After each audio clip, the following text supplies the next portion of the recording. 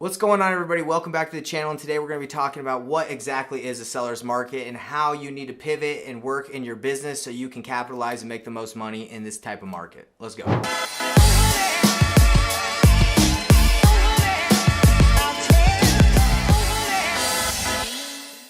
By the end of this video, you're going to know exactly what a seller's market is and if we're in one currently at this moment.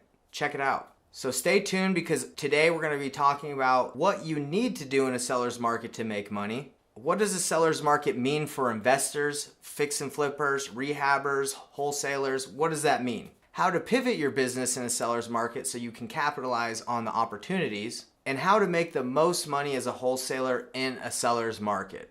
Number one, a seller's market is exactly what it sounds like. The sellers are in charge. If you have a house that you need to sell, you are the hot commodity, you're the hot girl in high school, everybody wants your home. And that is because there is very, very low inventory. That means that there's not a lot of houses on the market. A seller's market is literally, you can take a house that is destroyed, it's trashed, it's not in good shape, but if that house and there's one other one in the whole state, people are gonna wanna buy it because they need somewhere to move. They want to, investors either wanna flip things. And guys, I got a crazy story for you about the seller's market and how you can sell pretty much anything in a seller's market, especially as a wholesaler where you're trying to find discounted properties. You usually have to fix them up or wholesale them to a fix and flipper. But what we did most of the time in the seller's market is we just put them on the MLS, and someone would pay top dollar for some houses that we had. And I'm gonna dive a little bit deeper into that later on some pretty interesting experiences of houses that we took, that we sold, and that I didn't buy or I didn't take over because I thought they were too bad, and someone else ended up making like $100,000. So don't forget that. Number two, over the last 2 years, you know that the pandemic has shot up the amount of value of properties. It's gone up everywhere. And the reason why that was is because less people were selling and more people were buying. So now if you guys understand the laws and economics and supply and demand, that's exactly what happened. The supply was low, the demand was super high. If there's thousands and thousands of homes on the market and there's like 3 buyers, then it reverses, right? That's why everything just went inflated. That's why everything went up. And plus interest rates were super low. So tons of buyers were like, I'm ready to buy now. So sellers are like, yeah, I got a deal. I got a property for you. Then 100 people walked through the house and then they had to compete against each other. So when you're a seller, being in a seller's market is great because you get as much as you can. You have a bunch of competition, a bunch of bidding wars.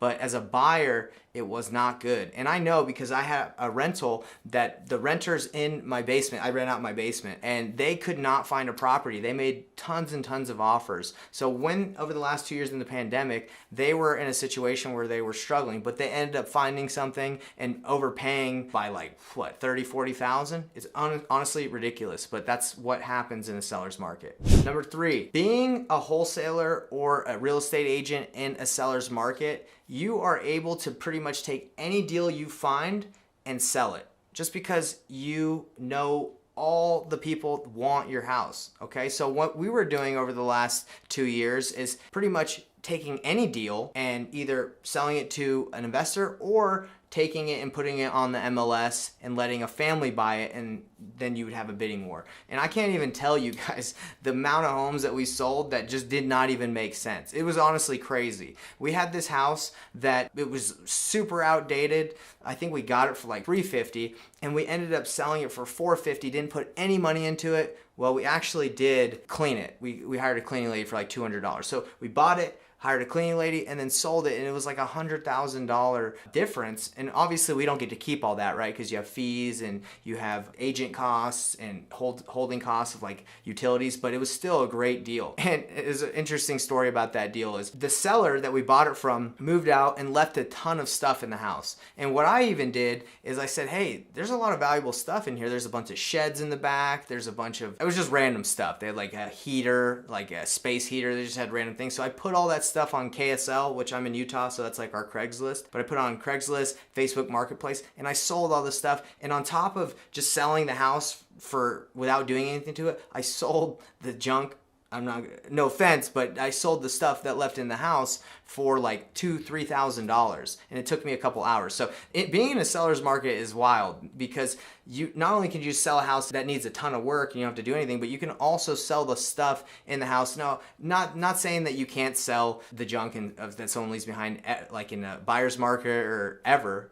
But I've just found it really easy to sell things, and that's probably just because over the last 2 years people had more money. They're getting stimulus checks and all this stuff. But anyway, crazy times, and that's how we were able to work in that seller's market and sell houses. Before I move on to my next point, I want to give you something for free. Out of the bottom of my heart, I want to give you a gift that I have spent so much time and energy building just so I could help you guys succeed. I have built a mind map. It's called the Painless Wholesaling Mind Map, and it literally lays out step by step every process to do a wholesale deal or even fix and flip a property. Guys, I did this because I built it for my own business, and I wanted to have all the systems and processes, the SOPs down for my business, and I'm just giving it out because I don't think I just need to hoard all this information for myself. I want to give it to you. So go ahead, click on the link, check it out, because it's going to help you whether you're in a buyer's market or a seller's market. It's going to help you succeed and get more deals. So go check it out. So now you're probably wondering what market we're in right now. Guys, what's happened with the interest rates rising and people pulling back and not buying as many properties,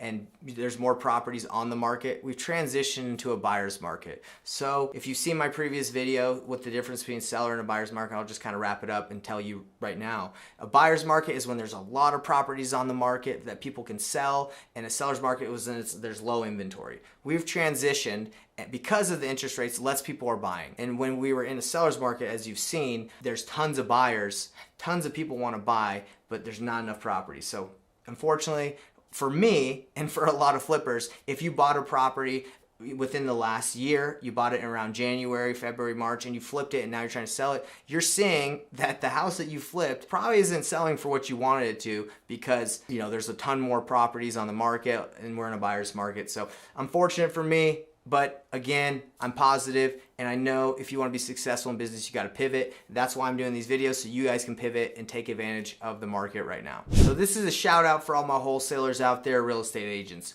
What do you do now that we've left a seller's market and now we're in a buyer's market? What's the game plan? Well, guys, if the sellers are the hot girl, the hot commodity in a seller's market, and we're in a buyer's market, well, who's the hot commodity? The buyers. Okay, so if you're a real estate agent, go find people that are still willing to buy, families, friends that are still willing to buy even though the interest rates are high because they need to move. And if you're a wholesaler, a real estate investor, go find the real estate investors that have been piling up their cash, that do not care that the interest rates are high because they have cash and they're not afraid. They want to take advantage of the market shifting. That's how you're going to do it. You're going to go attack the buyers, find the buyers, and there's so many different ways you can do it. So this one is especially for my wholesalers out there. So how are you going to make money right now? Now that you're in a buyer's market, what do? Do you continue to spend tons and tons of money on sellers and marketing to find sellers? No, that's not the play, guys. There's sellers everywhere right now. I'm a motivated seller. Everyone's a motivated seller because they want to sell their stuff. You don't need to go spend a ton of money to go find them. They're everywhere. You can find them on the MLS. You can find them through other wholesalers that are still marketing a ton. You can find it from their deals in JV or Wholesale or collaborate with them. They're everywhere, okay? What you got to be and what you got to find is buyers. And you got to be the go-to person in your market where people know they can say, hey, Nathan, for example. Hey, Nathan, you got buyers. I got some deals. Can you help me? Since I know you have relationships with the top buyers in the market out there. I'd say, yeah, of course. And that's exactly what I'm doing right now. I have the best relationships with my buyers. I know exactly what they want, what they're buying. So when I see deals that come across the MLS, other wholesalers deals, or even if I market, I'm very targeted to what they want. So I'm not wasting my time, energy, and money. And guys, the cool thing about it is I used to have a large wholesaling business that had leads managers, acquisitions managers, that had the whole thing. Now, what I've done is I've trimmed down my business to a really, really low scale model. There's just me and a couple virtual assistants, and we look for deals and we connect sellers with buyers for the wholesale fee. And you can do it too. And especially get that mind map. It's literally going to blow your mind. I took all the knowledge that I had over the last 5 years in this business, compiled it into a mind map to give to you for free. Why? Because I want to give back. I wish I had something like this when I started, but I didn't. So I made it for you because I care about you guys. So go check it out.